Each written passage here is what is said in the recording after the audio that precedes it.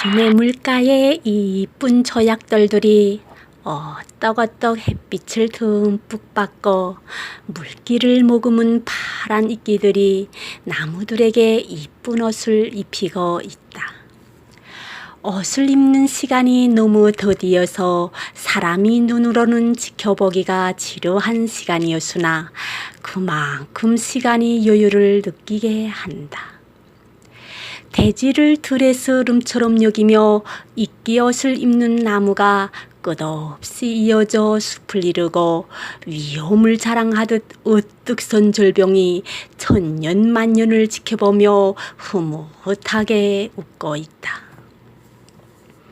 하늘은 파란색이 바탕으로 자연을 풍요롭고 화려한 무대로 장식을 해준다. 숲이 너자는 흐뭇해서 자연은 신이다 라고 말하며 경례를 했다고 한다. 무릇 눈앞이 풍경만이 인간에게 아름다움을 주지 않는다. 인간은 대자연의 혜택으로 나무와 맑은 공기로 땅이 준 석탄, 기름과 식량으로 추운 겨울을 따뜻하게 보낼 수 있고 맛있는 음식을 먹으며 가족들과 즐거운 웃음을 나눌 수 있다. 어쩌면 인간이 행복하기 위한 모든 조건들을 다 보장해주는 신의 형상이 자연일지도 모른다.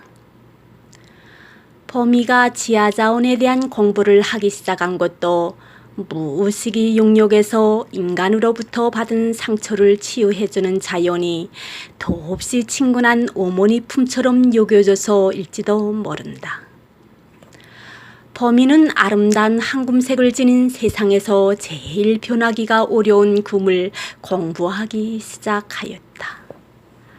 고등학교 때부터 생존 경쟁의 사트 속에 장사를 하느라 공부를 제대로 못했고 화학의 기초지식이 필요한 금 재련 기술을 익히는 것은 너무도 어려운 도전이었다. 장사 품목 중에서도 제일 거래하기 힘든 것이 금고리라고 한다. 금은 사람들이 우중과 달리 자신의 선호도에 따라 시장을 움직여 사람들은 가끔 금을 여물에 비유하기도 한다. 범이가 금강을 구입하여 금재련에 성공하기 전까지는 몇 년의 시간이 걸렸다.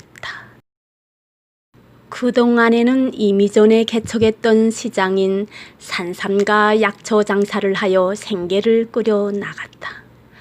범이가 사업을 하면서 돈에 대한 나름의 개념이 확고했다. 범이 아버지는 늘 이런 말씀을 하셨다고 한다. 범이야, 이 땅에서는 돈을 많이 벌어도 땅을 살 수가 없고 공장도 살 수 없단다. 그러니 먹고 살면 된다. 많은 경험 속에 돈과 사회라는 환경의 조건들을 깨닫고 나서 범이는 열심히 돈을 벌기 위해 애쓰던 예전과 달리 여유로운 삶을 살기로 선택했다. 금종강을 찾아 몇 년을 성과 없이 다녔으나 그 기간 공부를 하며 힘을 얻었고 1g, 5g 손에 질 때마다 위로를 하며 더 박차를 가하였다. 범이가 금을 채취하고 재련할 당시에는 급가에서 통제가 도래 개인들이 소금으로 금 채취를 하였다. 금은 기물 중에서도 기물이었다. 아무리 지식이 풍부한 사람이라고 해도 금맥을 발견하고 손에 쥐기가 쉽지 않았다. 가끔 운이 좋은 사람들이 금맥을 만나 부자가 되는 사람들도 있었다. 밑동네에는 정말 지하자원이 풍부하다. 갖가지 희금속과 값비싼 보석, 금속들이 정말 많이 매장되어 있다. 깊고 깊은 수림은 눈으로 허리를 채우고 바람은 살을 깎아 내려두시 세차게 부렸다. 너무 숨이 차서 입을 벌리고 숨을 헐떡이고 고르는데 인후가 다 얼어들어 목적지에 도착하여서도 따뜻한 물도 마시지 못하고 밤새 앓았다. 밤새 윙윙하던 바람도 자취를 감추고 추위와 사투를 볼리던 숲속에 눈부신 햇살이 비친다. 새들은 숲속의 범위를 반기는 듯이 저저마다 목소리를 덮군다. 햇빛에 오름이 반짝이고 흰눈이 서벅히 내려앉은 강에서는 물이 쉼없이 흐르고 있었다. 범이는 오름을 깨고 맑은 물을 볼컥볼컥 들이켰다. 이 맛이야. 범이는 연속 물을 마셨다. 꿀맛이었다. 싱그러운 바람이 범이의 볼을 스친다. 범이는 습관대로 물 측정기로 물을 검사해보니 금 프로수가 상당히 높았다. 앞에 보이는 산맥에 금이 있을 것 같다는 확신이 섰다. 산에는 눈이 엄청 쌓여있어 돌아보지 못하고 계곡 아래 내려가 양지 쪽의 강모래를 잃어보았는데 누런 사금들이 보인다. 범이는 너무 깊어 사금을 들고 이리저리 살펴보았다. 꿈이 아닌가 싶어 정아리를 꺼집어도 보았다. 아가, 입자가 큼직큼직한 석kum이 승금에 가까웠다.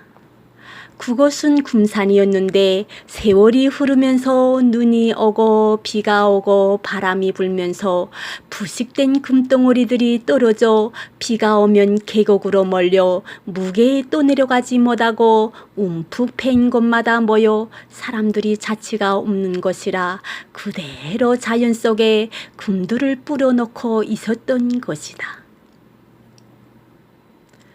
하지만 혹독한 추위와 깊은 수림 속이다 나니 해가 얼마 들지 않고 빨리 넘어가니 땅이 얼어서 금 채취하기가 어렵고 가지고 다니던 식량이 다 떨어져 50g의 금만 채취하고 철수해야 했다. 따뜻한 봄이 오자 범이는 서둘러 준비를 갖추고 길을 떠났다. 하지만 범이가 갔던 장소를 더는 찾을 수가 없었다. 눈으로 뒤덮여 있던 자연이 파란 옷을 갈아입어서인지 너무도 다른 환경에 쉽게 그 자리를 잡을 수 없었다. 현대에는 GPS나 지도를 이용하여 지형을 쉽게 파악하고 기억할 수 있지만 그 당시 범이가 사는 땅에서는 현대 기술이 도움을 전혀 받을 수가 없었다. 이리저리 산기슭으로 행운을 이어가다가 식사를 하고 물을 먹으러 계곡으로 내려갔다. 도시락 뚜껑으로 물을 또 마시려는 순간 그의 눈앞에 누런색이 덜들이 모래와 함께 물살에 반짝거리고 있는 것이 아닌가. 그는 손을 뻗어 누런 모래알을 집어 입으로 가져갔다. 이빨 자리를 남기며 움푹 들어간다. 너무 좋아 범이는 첨벙거리며 금을 주었다. 한참 동안 어쩔 줄 몰라 금을 줬던 범이는 함께 동행하는 사람을 찾으려는 순간 손으로 입을 막았다. 범이는 이것이면 충분해 하고 속으로 자신을 다독이며 다시 동행하는 사람이 있는 곳으로 갔다. 그리고 그들에게 방금 전에 있은 금 이야기를 하지 않았다. 범이는 통일이 되면 그 산을 꼭 사서 거기에 집을 짓고 살고 싶다고 한다. 파란 하늘 아래 맑은 물이 절절 흐르고 공기도 너무도 맑아 산에는 온갖 귀한 약초들이 범이에게 얼굴을 내밀고 날 좀 보고 가서 저저마다 반기며 범이야 살고 싶다고 이야기하는 듯 하였다고 한다. 범이가 갔던 장소에는 인적이 드문 곳이라 길도 없었다. 돈은 찾지 못하겠다고 돌아가자고 집으로 돌아온 범이는 동행했던 사람들에게 자신에게 남아있던 돈을 수고비로 나누어 주고 어떻게 하면 기를 내고 제대로 굼을 채취할 것인가 궁리를 하였다. 저자가 범이에게 말을 들으며 책에서 나오는 이야기 같아 믿어지지 않아서 굼을 넣고 발걸음이 떨어져요? 하고 물어보니 저개잡이 할 때에는 절대로 돌아오는 일이 없었을 거예요. 그는 말을 이어갔다. 그동안 거처를 겪어보니 던은 인생에 필요하지만 던만 쫓다 보면 던 때문에 목숨을 잃을 수도 있더라고요. 그래서 1년에 필요한 양만큼 욕심을 내야 여유가 있다는 것을 알았어요. 그때 내가 욕심을 버리지 못했더라면 굼 때문에 끔찍한 비극이 있었을 수도 있고 지금 이 자리에 내가 있었을까요? 이전에 던이 많으니 주변 사람들이 질투도 많이 받았고 더족들도 많아 스트레스가 정말 심했어요. 인생은 던이 많아도 고역이 연속이더라고요. 나한테는 대자연이 지켜주고 언제든지 필요할 때 가져다 쓸 수 있는 금창고가 있잖아요. 라고 웃으며 이야기한다. 굼 1kg은 6만 달러에 거래된다고 한다. 윗동네에서 달러는 가치가 있다. 한 달에 혼자서 살아가는데 100달러이면 충분하지만 저직 생활하는 데 들어가는 돈을 합계하면 200~300달러이면 되는 거예요.